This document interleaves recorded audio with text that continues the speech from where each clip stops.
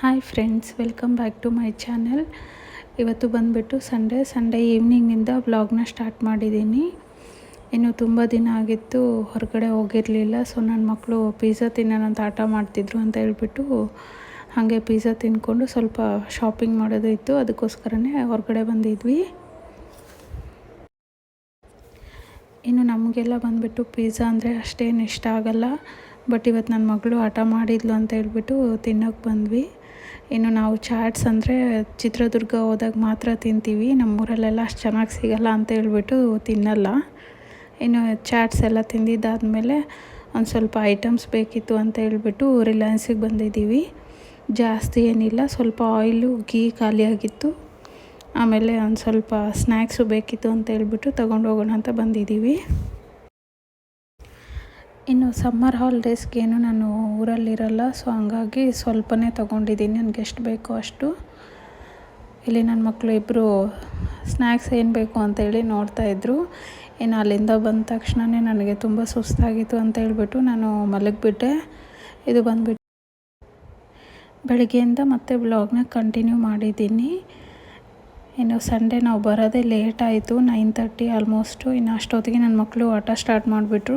So ಅವ್ರಿಗೆ ಒಂದು ಸ್ವಲ್ಪ ಫ್ರೆಶ್ ಅಪ್ ಮಾಡಿ ಮಲಗೋಷ್ಟೊತ್ತಿಗೆ ಲೇಟ್ ಆಯಿತು. ಸೊ ಹಂಗಾಗಿ ನಾನು ಮತ್ತೆ ಬೆಳಗ್ಗೆಯಿಂದ ವೀಡಿಯೋ ಸ್ಟಾರ್ಟ್ ಮಾಡಿದ್ದೀನಿ. ಇನ್ನು ಇಲ್ಲಿ ನಾನು ಅವಲಕ್ಕಿ ಒಗ್ಗರಣೆ ಮಾಡ್ತಾಯಿದ್ದೀನಿ. ಇವಾಗ ನನ್ನ ಮಗಳಿಗೆ ಎಕ್ಸಾಮ್ಸ್ ನಡೀತಿರೋದ್ರಿಂದ ಬೇಗನೆ ಬರ್ತಾಳೆ ಅವಳು. ಸೊ ಬಾಕ್ಸಿಗೆ ಅವಲಕ್ಕಿ ಬೇಕು ಅಂತ ಹೇಳಿದರೆ ಹಾಕಿದ್ದೆ ನಾನು. ಇನ್ನು ಅವಲಕ್ಕಿ ಬಂದುಬಿಟ್ಟು ನಮ್ಮ ಮನೆಯಲ್ಲಿ ಎಲ್ರಿಗೂ ಫೇವ್ರೇಟು. ಸೊ ಹಂಗಾಗಿ ಏನೂ ಹಠ ಮಾಡದೆ ತಿಂತಾರೆ ನನ್ನಿಬ್ಬರು ಮಕ್ಕಳು.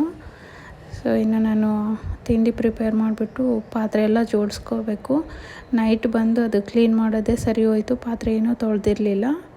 ಹಾಗೆ ನಿನ್ನೆ ರಿಲಯನ್ಸಲ್ಲಿ ಮ್ಯಾಂಗೋ ಬೇಕು ಅಂತ ಹಠ ಮಾಡಿಬಿಟ್ಟು ನಮ್ಮ ಖುಷಿ ಮ್ಯಾಂಗೋ ತೊಗೊಂಡಿದ್ದಾಳೆ. ಸೊ ಅದನ್ನು ಕಟ್ ಮಾಡಿ ನಾನು ಬಾಕ್ಸಿಗೆ ಹಾಕಿದ್ದೀನಿ ಅವಳಿಗೆ. ಇನ್ನು ಅವರೆಲ್ಲ ಹೋದ್ಮೇಲೆ ನಾನು ಮಧ್ಯಾಹ್ನದ ಅಡುಗೆನೂ ಸ್ಟಾರ್ಟ್ ಮಾಡ್ಕೊಂಡಿದ್ದೀನಿ.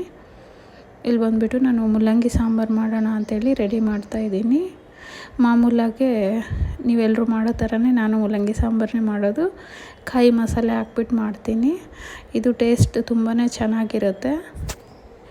ನಾನಿಲ್ಲಿ ಚಿಕ್ಕದೊಂದು ಮಿಕ್ಸಿ ಜಾರ್ಗೆ ಈರುಳ್ಳಿ, ಟೊಮ್ಯಾಟೊ, ಕೊತ್ತಂಬರಿ, ಜೀರಿಗೆ ಹಾಗೆ ಚಿಕ್ಕದಾಗಿ ಕಟ್ ಮಾಡ್ಕೊಂಡಿರೋ ಒಂದು ಸ್ವಲ್ಪ ಕಾಯಿನೂ ಹಾಕಿದ್ದೀನಿ, ಹಸಿ ಕಾಯಿ. ಹಾಗೆ ಇದು ಬಂದುಬಿಟ್ಟು ಹೋಮ್ ಮೇಡ್ ಸಾಂಬಾರು ಪೌಡರ್. ಆಮೇಲೆ ರುಚಿಗೆ ತಕ್ಕಷ್ಟು ಉಪ್ಪು ಹಾಕಬೇಕು. ಅದ್ರ ಜೊತೆಗೆ ಖಾರ ನೀವು ಎಷ್ಟು ತಿಂತೀರೋ ನೋಡ್ಕೊಂಡು ಅದಕ್ಕೆ ಹಾಕ್ಕೊಳ್ಳಿ.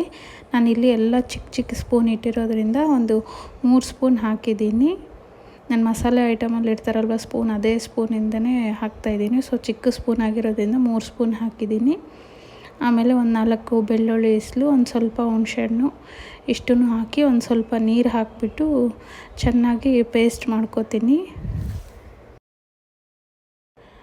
ಇನ್ನು ಇದು ಬಂದುಬಿಟ್ಟು ಈ ಥರ ಸ್ಮೂತಾಗಿ ಪೇಸ್ಟ್ ಆಗಿದ್ರೆ ಸಾಂಬಾರು ಚೆನ್ನಾಗಿ ಬರುತ್ತೆ.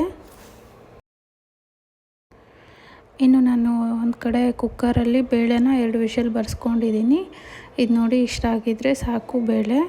ಇನ್ನು ಬೇಳೆಗೆ ಒಂದು ಸ್ವಲ್ಪ ನೀರು ಹಾಕಿಬಿಟ್ಟು ಹಂಗೆ ಮೂಲಂಗಿನ ರೌಂಡಾಗಿ ಹೆಚ್ಕೊಂಡಿದ್ದೀನಿ. ನನ್ನ ಮಕ್ಳಿಗೆ ಈ ಥರ ರೌಂಡಾಗಿದ್ರೇ ಚೆನ್ನಾಗಿ ತಿಂತಾರೆ. ಸೊ ರೌಂಡಾಗಿ ಚಿಕ್ಕ ಸ್ಲೈಸ್ ಮಾಡ್ಕೊಂಡಿದ್ದೀನಿ ನಾನು.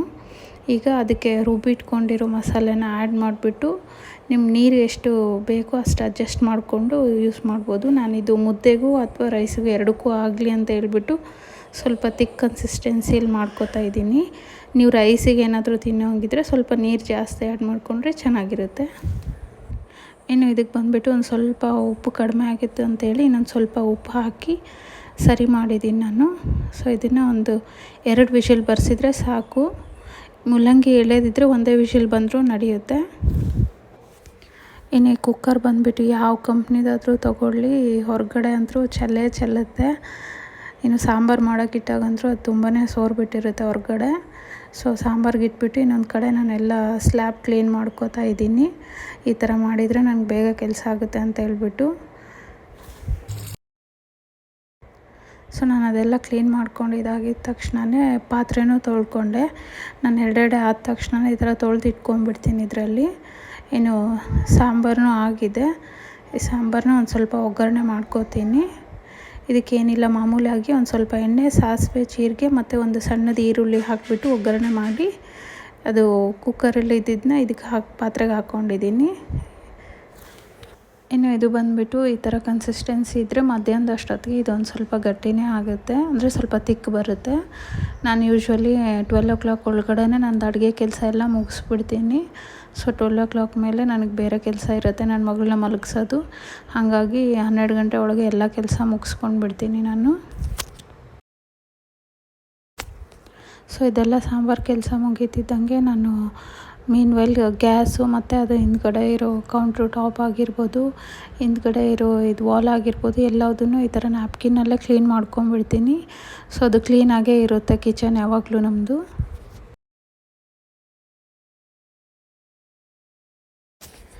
ಇದಾಗಿತ್ತು ಫ್ರೆಂಡ್ಸ್ ಇವತ್ತಿನ ವಿಡಿಯೋ. ಈ ವಿಡಿಯೋ ಏನಾದರೂ ನಿಮ್ಗೆ ಇಷ್ಟ ಆಗಿದ್ದರೆ ದಯವಿಟ್ಟು ಲೈಕ್ ಮಾಡಿ, ಶೇರ್ ಮಾಡಿ. ಹಾಗೆ ಹೊಸ್ದಾಗಿ ಯಾರಾದರೂ ನನ್ನ ಚಾನಲ್ನ ನೋಡಿದರೆ ಸಬ್ಸ್ಕ್ರೈಬ್ ಮಾಡ್ಕೊಳ್ಳಿ ಅಂತ ಕೇಳ್ಕೊತಾ ಈ ವ್ಲಾಗ್ನ ಇಲ್ಲಿಗೆ ಎಂಡ್ ಮಾಡ್ತಾಯಿದ್ದೀನಿ. Thank you so much for watching my video. Bye bye.